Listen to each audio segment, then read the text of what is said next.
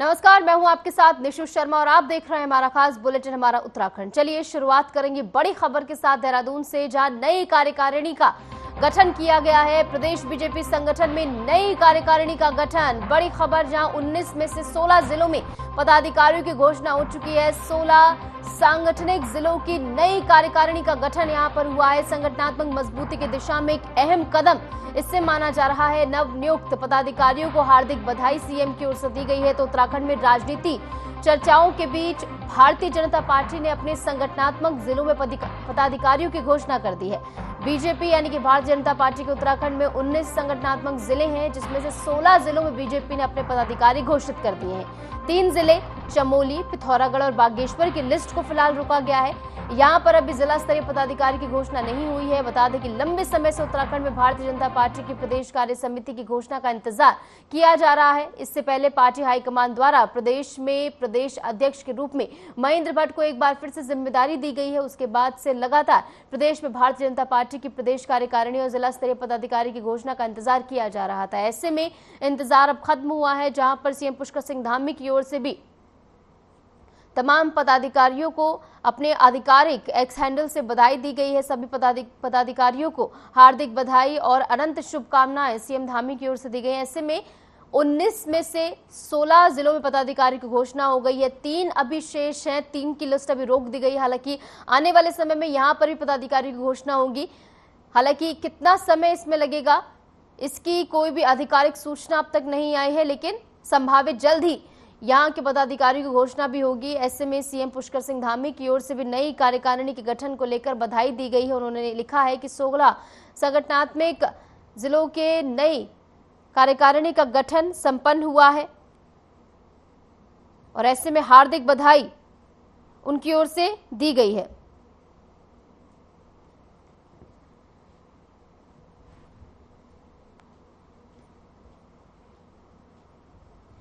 और इस बीच आपको उत्तराखंड के समग्र जैन सम्मेलन कार्यक्रम में लिए चलेंगे, जहां पर सीएम पुष्कर सिंह धामी बतौर मुख्य अतिथि शिरकत करने पहुंचे हैं। वहां की तस्वीरें भी आपको दिखाएंगे और ऐसे में लाइव तस्वीरें आपकी टेलीविजन स्क्रीन पर, जहां पर सम्मेलन कार्यक्रम में सीएम पुष्कर सिंह धामी बतौर मुख्य अतिथि शिरकत करने पहुंचे हैं और मंच पर विराजमान आपको सीएम पुष्कर सिंह धामी नजर आ रहे हैं। उत्तराखंड समग्र जैन समाज सम्मेलन का आयोजन यहाँ पर हुआ है और ऐसे में कुछ लाइव तस्वीरें आपकी टेलीविजन स्क्रीन पर, जहां पर तमाम अन्य गणमान्य जन भी यहां पर उपस्थित। और इसी के साथ श्रीमान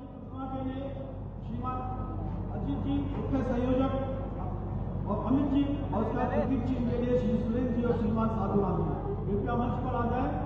और जैसे कि हमारी जैन समाज की परंपरा है, सबसे पहले तिलक लगाते हैं, पट्टा पहनाते हैं, पट्टा पहना करके जिनवाणी प्रतिमा अर्पण करते हैं।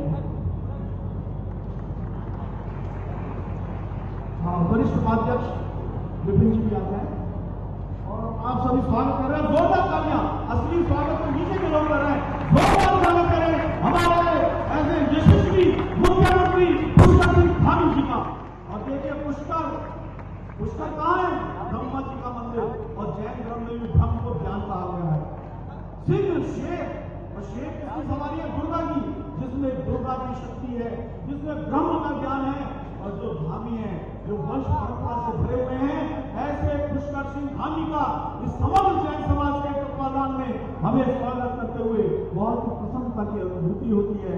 ऐसे पुष्कर सिंह धामी जी हमारे बीच में एक साधारण किसान परिवार से जुड़े, आरएसएस से आगे बढ़े, भारतीय जनता पार्टी से जुड़े और आज इस प्रदेश के यशस्वी मुख्यमंत्री हैं। और इसी परंपरा को आगे बढ़ाते हुए मैं यहाँ मंच पर आमंत्रित कर रहा हूँ बोलने के लिए, वक्तव्य के लिए। सबसे पहले श्रीमान विनोद चमोली जी, विधायक धर्मपुर विधानसभा, बड़े स्वागत के साथ मैं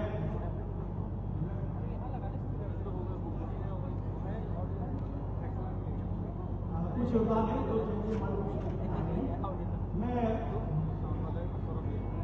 बुला रहा हूँ।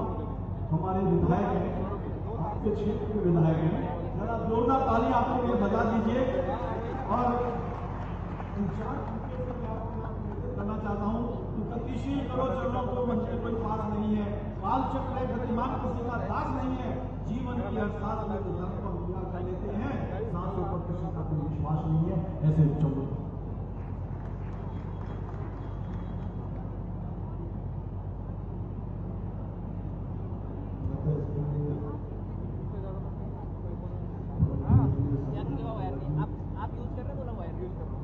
प्रदेश के यशस्वी मुख्यमंत्री श्री पुष्कर सिंह धामी जी, लोकसभा पार्टी के बहुत वरिष्ठ नेता मेरे साथी विधायक आदरणीय श्री प्रियंकाश जी, जैन समाज के मंचासीन सभी पदाधिकारीगण और सभागार में बैठे हुए सभी विद्वजन, विधान तो तस्वीरें आपको दिखा रहे थे देहरादून से, जहां पर एक विशेष कार्यक्रम में शिरकत करने सीएम पुष्कर सिंह धामी पहुंचे हैं। चलिए खबरों में आगे बढ़ेंगे। देहरादून स्थित शासकीय आवास पर मुख्यमंत्री पुष्कर सिंह धामी से निरंजन पीठाधीश्वर आचार्य महामंडलेश्वर स्वामी कैलाशानंद गिरी महाराज और अखाड़ा परिषद के अध्यक्ष स्वामी रविंद्रपुरी महाराज ने भेंट की। इस मौके पर सीएम धामी ने उनका स्वागत, अभिनंदन कर आशीर्वाद प्राप्त किया। साथ ही धर्म, संस्कृति और राज्य की आध्यात्मिक उन्नति से जुड़े कई विषयों पर विचार विमर्श भी हुआ।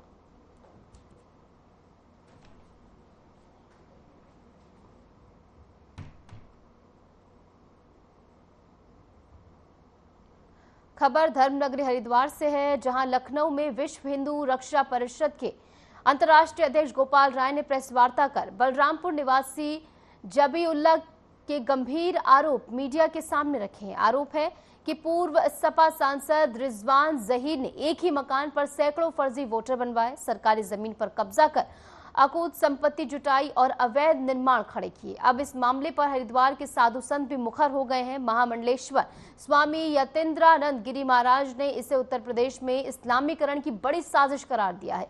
उन्होंने कहा कि देश का विभाजन हिंदू मुस्लिम आधार पर हुआ। मुसलमानों को पाकिस्तान और बांग्लादेश मिला, लेकिन हिंदुओं को ना तो संविधान मिला और ना ही उनके हक। यतीन्द्रानंद गिरी ने साफ कहा कि कुछ सत्ता लोभी ताकतें रोहिंग्या और बांग्लादेशियों को वोटर बनाकर गजवाए हिंद की राह खोलना चाहती है। उन्होंने जोर देकर कहा कि अब समय आ गया है कि सनातन धर्म अपने अस्तित्व की रक्षा के लिए खुलकर मैदान में उतरे और अपने हक हिंदुस्तान में खुद हासिल करे।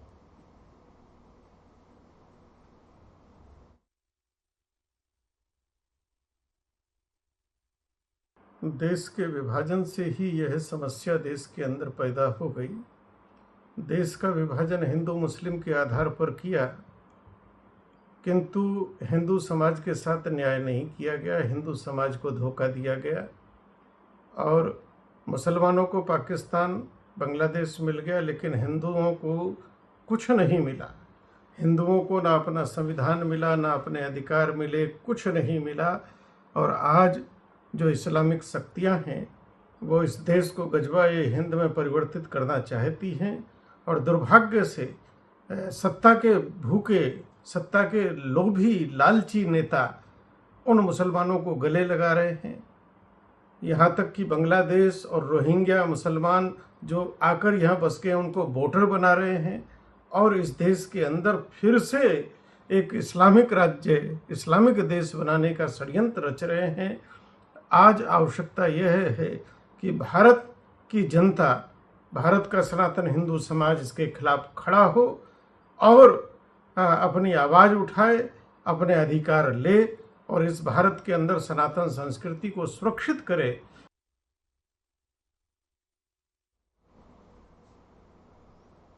आगे बढ़ेंगे। खबर हरिद्वार से है, जहां आज लगने वाले पूर्ण चंद्र ग्रहण का सीधा असर हरिद्वार की धार्मिक परंपराओं और मंदिर व्यवस्था पर दिखाई देगा।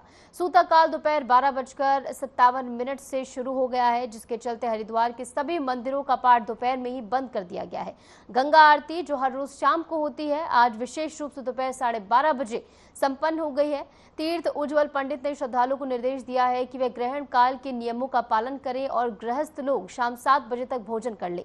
यानी आज हरिद्वार की गंगा आरती और मंदिर परंपराएं चंद्र ग्रहण के कारण पूरी तरह बदली नजर आएंगी।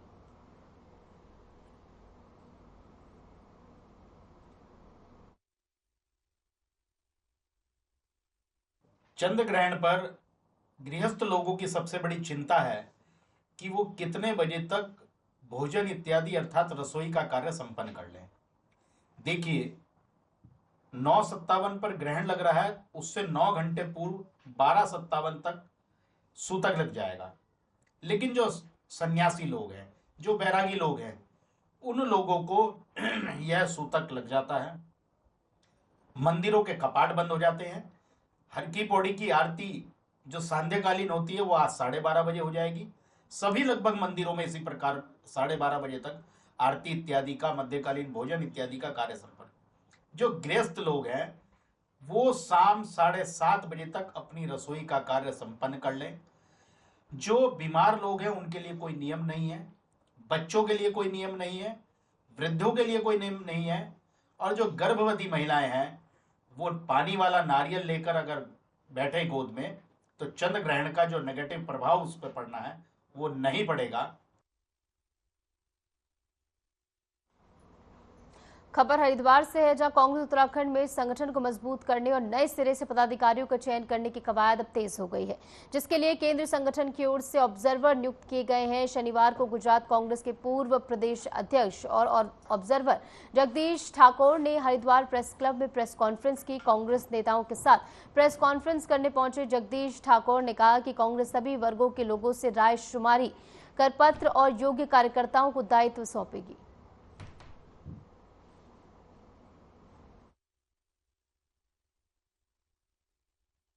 पूरे उत्तराखंड में एआईसीसी से एक ऑब्जर्वर लगा हुआ है।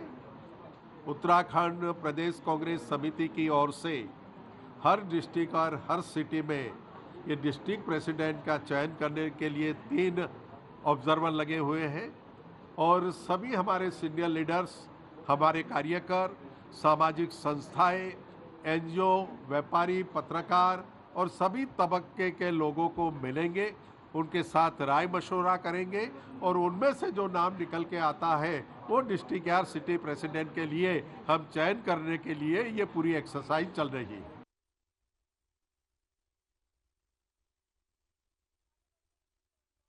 देश के राज्य मंत्री दानिश आजाद अंसारी और उत्तराखंड वक्फ बोर्ड के अध्यक्ष शादाब शम्स का अंसारी वेलफेयर सोसाइटी ने जोरदार स्वागत किया। दानिश आजाद अंसारी, जो अल्पसंख्यक कल्याण हज वक्फ मंत्री हैं, अपनी पहली मंगलौर यात्रा पर आए।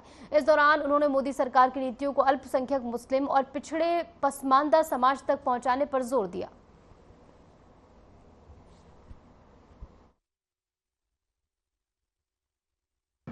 देखिए, केंद्र की हमारी मोदी सरकार ईमानदारी से मुस्लिम समाज को, पासमानदा मुसलमानों के उत्थान और तरक्की के लिए काम कर रही है। उनकी शिक्षा, स्वास्थ्य, सुरक्षा, रोजगार, उद्योग, हर तरीके से मुसलमानों का विकास हो, इस नियत के साथ हमारी मोदी सरकार ने काम किया है। उत्तराखंड की हमारी सरकार और उत्तर प्रदेश की सरकार ने हमेशा ईमानदारी से अल्पसंख्यक समाज के बीच में सकारात्मक तरीके से उनकी अच्छी शिक्षा, क्वालिटी ऑफ एजुकेशन पर ध्यान दिया है, उनके एम्प्लॉयमेंट पर ध्यान दिया है, उनके एम्पावरमेंट पर ध्यान दिया है, उनके अपलिफ्टमेंट पर ध्यान दिया है। हमारी जो बहनें हैं उनको एक शिक्षित और अच्छा माहौल समाज में मिले, इस नियत के साथ हमारी मोदी सरकार ने काम किया है। हम सब जानते हैं कि इस वक्त आपदा ने अपना विकराल रूप दिखाया है और बारिशों की वजह से सारी जमीन है वो जगह जगह कीचड़ नज़र आ रहा है। तो इसके कुछ इम्पैक्ट इस बार क्लियर में भी देखने के लिए मिले कि ज़्यादा बारिश होने की वजह से व्यवस्थाएं उतनी बेहतर नहीं हो पाई जितनी होनी चाहिए। मेले के अंदर उतनी रौनक नहीं आ पाई, लेकिन उसके बावजूद इंतज़ाम बेहतर हुए हैं। पिछली बार के मुकाबले हैंगर ज़्यादा लगे हैं, जर्मन हैंगरों की संख्या बढ़ाई गई है कि लोगों को बेहतर फैसिलिटीज़ मिल सके, वॉशरूम्स की संख्या बढ़ाई, चीज़ें बेहतर करने की कोशिश लगातार की जा रही है और हमें उम्मीद है आने वाला वक्त और बेहतर होगा। देहरादून लिए चलेंगे, जहां पर जैन समाज के खास सम्मेलन में सीएम पुष्कर सिंह धामी क्या कुछ कह रहे हैं, सुनिए। कि कितना कठिन उन्होंने अपने जीवन का व्रत लिया है। स्वर्गांचल तीर्थ जीवन आशा अस्पताल उनकी दूरदर्शिता और करुणा के प्रतीक हैं, जो आज भी जन जन को धर्म और सेवा के पथ पर आगे बढ़ाने का कार्य कर रहे हैं। मुझे पूरा विश्वास है कि आपके उपदेश आने वाली पीढ़ियों को धर्म, अहिंसा, सत्य और मानवता की दिशा दिखाते रहेंगे। भाइयों बहनों, हमारी संस्कृति और दर्शन में जैन सिद्धांतों का अति विशिष्ट स्थान है। जैन धर्म में प्राणी मात्र के कल्याण की भावना निहित है और अहिंसा जैन धर्म का प्रमुख आधार है। जैन धर्म ने पूरी दुनिया को सिखलाया कि अहिंसा वीरों का धर्म है, अहिंसक आचरण वीरों का कर्म है, अहिंसा मूलक चिंतन वीरों के जीवन का मर्म है। जैन समाज ने केवल अहिंसा का पाठ ही नहीं पढ़ाया, बल्कि संगठित कैसे रहा जाता है और संगठन में कितनी महान शक्ति है और संगठन से कोई भी असाध्य कार्य भी साध्य बनाया जा सकता है, इसका भी बोध पूरी दुनिया को जैन समाज ने करवाया है। भाइयों बहनों, हमारे राज्य का समग्र विकास सुनिश्चित करने के साथ ही हम प्रदेश के हित में कई कठोर और ऐतिहासिक निर्णय भी हमने लिए हैं। हमने जहां एक और देश में सबसे पहले समान नागरिक संहिता को लागू करने का ऐतिहासिक कार्य भी देवभूमि उत्तराखंड में किया है, वहीं देश का सबसे प्रभावी नकल कानून भी लागू किया है, जिसका परिणाम है पिछले 4 वर्षों में 25,000 से अधिक युवाओं ने सरकारी नौकरियां पाने में सफलता प्राप्त की है और एक में भी नकल का कोई प्रकरण नहीं आया है। नकल एक ऐसी समस्या बन गया था कि कोई परीक्षा होती थी और उस परीक्षा का रिजल्ट आने से पहले ही कुछ न कुछ ऐसा हो जाता था कि पेपर लीक हो गया, इसमें नकल हो गई, इसमें क्वेश्चन बैंक लीक हो गया, इसमें बड़े पैमाने पर भ्रष्टाचार हो गया और वो सारी की सारी परीक्षाएं और वो परीक्षा नकल की भेंट चढ़ जाया करती थी, भ्रष्टाचार की भेंट चढ़ जाया करती थी।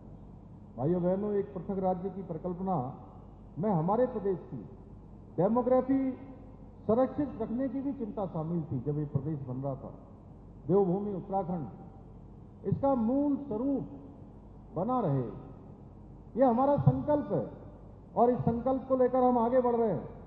हमारी सरकार देवभूमि उत्तराखंड की डेमोग्राफी को बचाए रखने के लिए पूरी तरह से प्रतिबद्ध होकर निरंतरता से कार्य कर रही है।